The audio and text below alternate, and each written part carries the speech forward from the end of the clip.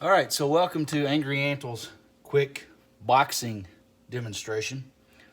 There's some instructions on the page that are going to be posted as well, but I'm just going to run you through real quick and show you how to do this without having your product come loose during shipping, as they often do, because they get beat around by the Postal Service, FedEx, or UPS. I think I get most everything sent to me via the U.S. Postal Service, so that's usually what I use to ship out as well.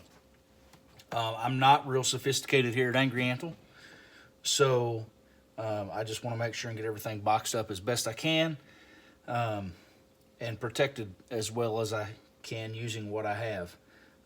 All of these products are free from the U.S. Postal Service, so I always keep on hand these small flat rate boxes. Priority mailing boxes. This is just a mailing box for domestic or international use is what the box says. And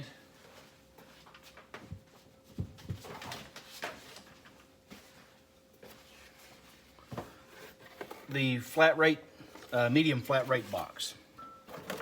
So what I do is I split with a sharp carpet knife or utility knife along the edge of the priority mailing box. That way I can open it up. Now, I try to fit the gun so that it's all put together, because I don't want the customer having to put it together once they get it. So I want to make sure that it's put together, because I don't want them stripping stuff out once they get it, but I also don't want anything bent.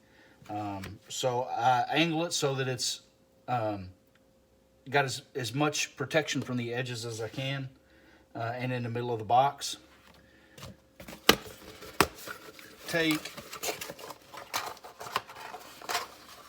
this small flat rate box, hold it up, tape it, and then I just split it in half, right down the middle, both sides, all the way around. Gives you two halves, just like this.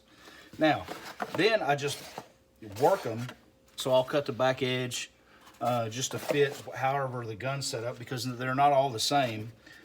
Sometimes you'll have a mini, sometimes you'll have a different beaver tail that may be longer, and you'll have to cut around the wire ties, cable ties, just so they fit. So just cut it in half first. That's how I get everything kind of ready. Then I'll go through and I'll take a hole punch, or I just got a center punch that I use because it's in my machinist stuff. So I just come over here and use it for this. I'll just punch around the edges, careful not to nick any of the anodizing where you're punching. What I'll do is I'll mark it first. I'll take the gun, set it to the side. Then I go through and punch them all out.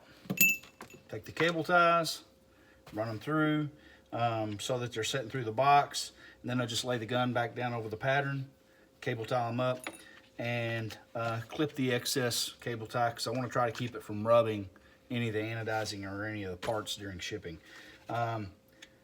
Just be careful when doing these. You could probably do something, and this is something I don't do, but I probably should, to make these edges not so sharp. And I just offhand don't know of, any way to do that. Maybe I could take a lighter and just kind of melt them a little bit. But anyhow, so I got the cable ties on there. Then I take the box, work it around. I cut the back edge just so that it fits on there. And now what this does is this offers protection, crush protection from the edge, because now you got a strong corner. Because that's most of the time where you see stuff come through at is the corners. They'll poke through the corners. It'll get turned sideways. It'll come loose from the board and it'll poke through the sides of the box. Well, if you have this other box protecting it, you're keeping those edges from doing that. So now once I get that far, coat hanger not needed. Now I can take and I'll usually just do one end first.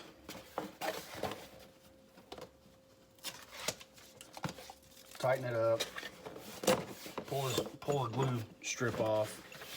Now we've got access to the whole gun right here. Now I can take my bubble packs, shove them in,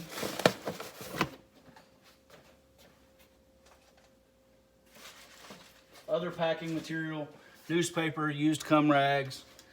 Just shove them all in there to protect it. Wrap the box up.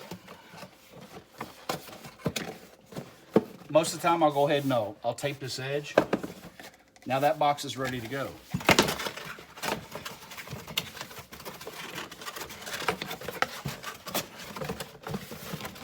Take your medium flat rate box, close one end up, like so.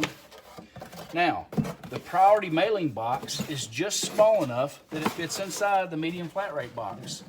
Sometimes you'll have to bend the edges in, the sides in just a little bit. But it'll slide all the way in there, and then you can close it up.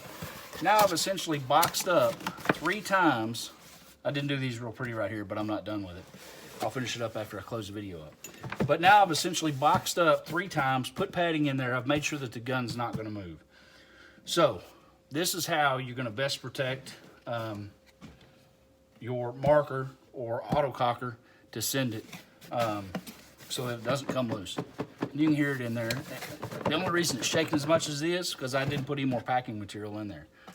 But if you do that, throw a bunch of good packing material in there, it's not going to move. You're protecting the ends, the pneumatics and the beaver tail, which are the parts that most often get damaged when shipped to me. You're protecting those, and you're keeping everything from moving around. Now it's not going to bust through the edges, no matter how hard they throw it around, because it's protected by 3 different boxes that are, you know, I don't know, 50 thousandths thick. So they're plenty protected. But anyhow, I'll post this video. It's going to go to YouTube.